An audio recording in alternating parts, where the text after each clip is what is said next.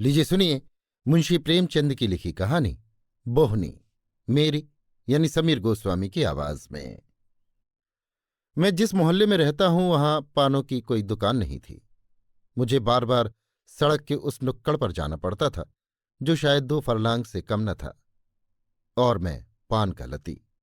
दिन में कई बार कवायद करनी पड़ती थी। कई बार कोशिश की कि एक पानदान रख लूं, लेकिन एक तो नया पानदान खरीदना मेरे लिए हाथ ही मोल लेना है, दूसरे आठों पहर उसकी चिंता कौन करे। वक्त पर पान लाओ, कपड़ा भिगाओ, दिन में 5 बार पानों को फेरो, चूना लाओ, कत्था लाओ, तंबाकू लाओ, कहाँ तक गिनाऊं। मुझे तो अगर मुक्ति भी मिलती हो तो इतना सिरदर्द गवारा नहीं कर सकता। और सब समस्याएं तो हल भी हो सकती हैं, लेकिन छालियां कौन कतरे। मुझे तो जनाब सरौता पकड़ना ही ना आया। डर लगता है कहीं हाथ न कट जाए। जब कभी काम पड़ता है तो छालियों को सिल पर लोढ़े से तोड़ लेता हूं, और अगर दाताओं के आशीर्वाद और पुरुषों के पुण्य प्रताप से ये बेड़ा भी पार लग जाए तो चूने और कत्थे का अंदाज कहाँ से लाऊं। कहीं चूना ज्यादा हो गया तो सारे मुंह में छाले पड़ गए। चाट के लिए तरस तरस कर रहूं। जिंदगी में 2 ही 4 बार मुझे पान लगाने का अवसर पड़ा है और हर बार मेरे मुंह में छाले पड़े हैं। एक बार कई दोस्तों को पान बनाकर खिलाए थे। वो दिन उनको अब तक याद है और शायद कभी न भूलेंगे। खैर, तो जब मेरे पड़ोस में एक तंबोली ने दुकान खोली तो मेरे आह्लाद का पहरावार न रहा। उस पर तुर्रा ये कि वो तंबोली न था, तंबोलिन थी। फिर क्या था, अपनी 5 उंगलियां घी में थी। एक तो कवायद से बचे, दूसरे मनोरंजन का भी कुछ सामान हो गया। 2-4 पांतियां लिखीं और पान की याद आई। दुकान पर जा पहुंचा। 2 ही 4 दिनों में नियत मात्रा दुगनी हो गई। सच कहता हूं, मुझे ऐसी निश्चिंतता का अनुभव होने लगा मानो किसी बीमे की पॉलिसी मैच्योर हो रही हो। एक दिन मैं प्रातःकाल हाथ मुंह धोकर पान खाने जा पहुंचा। तंबोलिन मेरी ओर मुखातिब न हुई। मैं 1 मिनट खड़ा रहा, फिर भी उसने पान बनाना न शुरू किया। तब मैंने अधीर होकर कहा, क्यों, आज पान न खिलाओगे? तंबोलिन ने मुंह फेर और सिर झुकाकर कहा, बाबूजी थोड़ी देर में फिर आइएगा, अभी बोहनी नहीं हुई है। मैंने जेब से पैसे खनखनाकर कहा, तो मैं उधार कब मांग रहा हूं? 1 पैसे की बोहनी ना अच्छी हो तो 2 की सही। तंबोलिन ने फिर भी सिर गड़ा लिया। मैंने देखा कि उसकी कपोलों पर लाली दौड़ गई। वो हिचकती हुई बोली, बुरा ना मानो बाबूजी, तुम्हारे हाथ की बोहनी अच्छी नहीं है। कल तुम्हारी बोहनी हुई, दिन भर में केवल 8 आने पैसे आए। परसों भी तुम्हारी ही बोहनी हुई थी, कुल 6 आने मिले थे। नरसों पंडित जी की बोहनी हुई थी, दोपहर तक 1.25 के पैसे आ गए थे। सांझ तक 3.5 की बिक्री हो गई। इसमें तो कोई संदेह नहीं कि दुर्भाग्य पर मेरा एक आधिपत्य है। इस क्षेत्र में मेरा कोई द्वंद्वी नहीं। लेकिन उस दिन तक मुझे न मालूम था कि मेरा दुर्भाग्य इतना सर्वव्यापी है। बहुत झेंपा, अपना समूह लिए लौटना ही चाहता था कि उस रमणी को मुझ पर दया आ गई। तुरंत पान बनाए और मुझे देती हुई बोली, आप आए ही हो तो बाबूजी पान खाते जाओ। भाग्य में जो कुछ होगा मिलता ही रहेगा। किसी किसी का हाथ ही ऐसा होता है। मैंने पान तो खा लिया, पर इतना बड़ा कलंक अपने माथे कैसे लगा रहने देता। मन में निश्चय किया कि इसे अवश्य मिटाकर छोड़ूंगा। अपने घर में आकर बैठा ही था कि एक मित्र आ गए। बाजार शाक भाजी लेने जा रहे थे।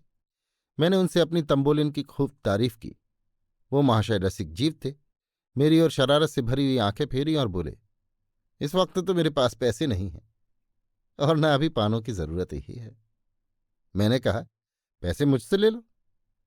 हाँ, ये मंजूर है, मगर कभी तकाजा मत करना। भाई, ये टेढ़ी बात है। तो क्या सेहत ही में आंखें सेंकना चाहते हो? हार कर इन महाशय को 1 ढोली पान के दाम दिए। इसी तरह जो जो मुझसे मिलने आया उससे मैंने अपनी तंबोलिन की प्रशंसा की। मेरी खूब हंसी उड़ाई गई, खूब फप्तियां कसी गई, लेकिन मैंने सब कुछ सहा। ये कलंक मिटाने की मुझे धुन सवार हो गई थी। दूसरे दिन जब मैं तंबोलिन की दुकान पर गया तो उसने तुरंत पान बनाए और मुझे देती हुई बोली, बाबूजी कल तुम्हारी बोहनी बड़ी अच्छी थी, कोई 3.5 रुपये आए। अब रोज बोहनी करा दिया करो। 3-4 दिन लगातार मैंने मित्रों से सिफारिश करके और अपनी जेब से पैसे खर्च करके अपने को सुरखरू बनाए रखा, लेकिन इतने ही समय में मेरी जेब से कोई 5 रुपये खर्च हो गए। ये स्वांग अब और न चल सकता था। इसलिए मैंने इरादा किया कि कुछ दिनों उसकी दुकान से पान लेना छोड़ दूं। जब मेरी बोहनी ही न होगी तो मुझे उसकी लाभ हानि की क्या चिंता।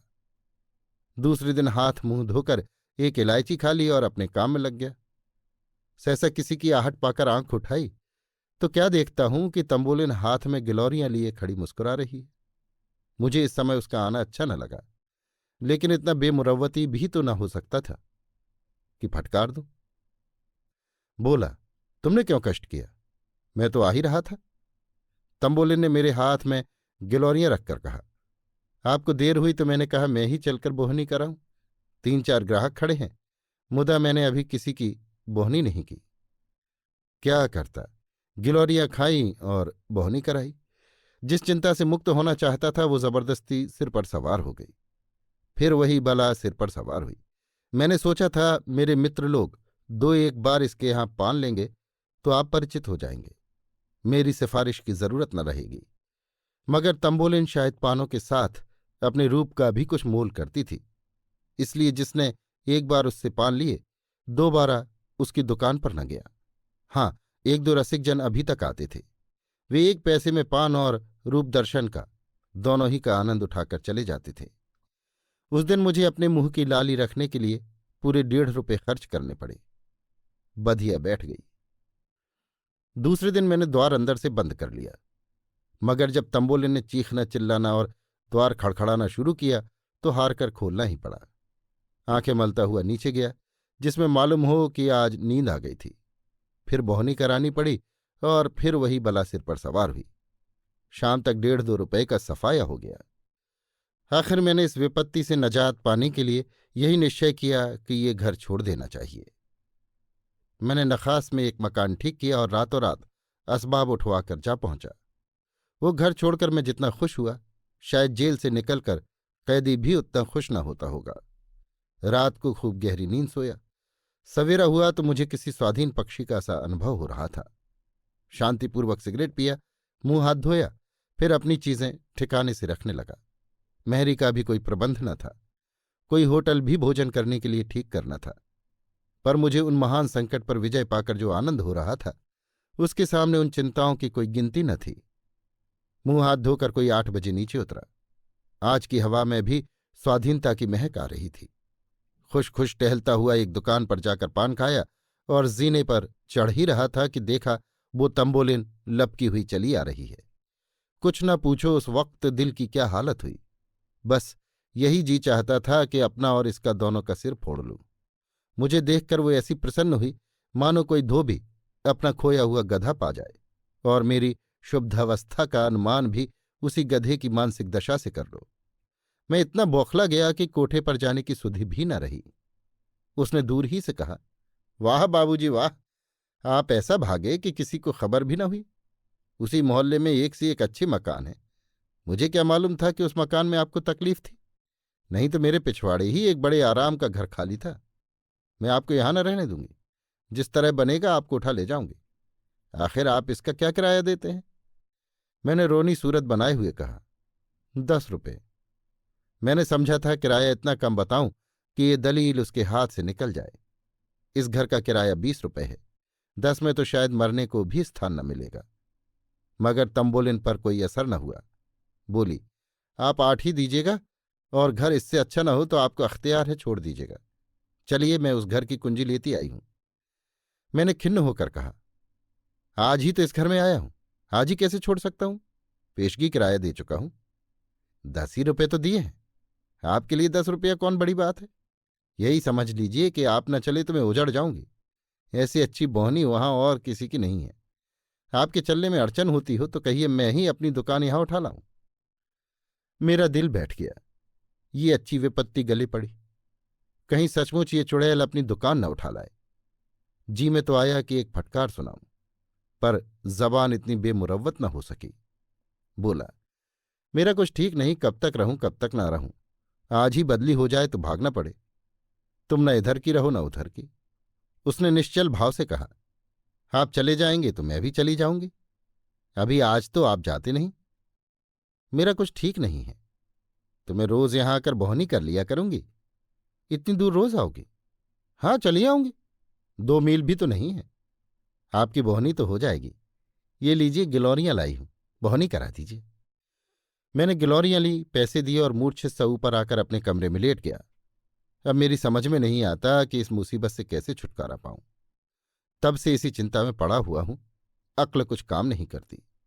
सुरखरू भी रहना चाहता हूं, बेमुरव्वती भी नहीं करना चाहता, और इस विपत्ति से मुक्त भी होना चाहता हूं। अगर कोई सज्जन पाठक मेरी दयनीय दशा पर दया करके कोई ऐसी युक्ति बता दे तो जीवन पर्यंत उनका कृतज्ञ रहूंगा। अभी आप सुन रहे थे मुंशी प्रेमचंद की लिखी कहानी बोहनी, मेरी यानी समीर गोस्वामी की आवाज में।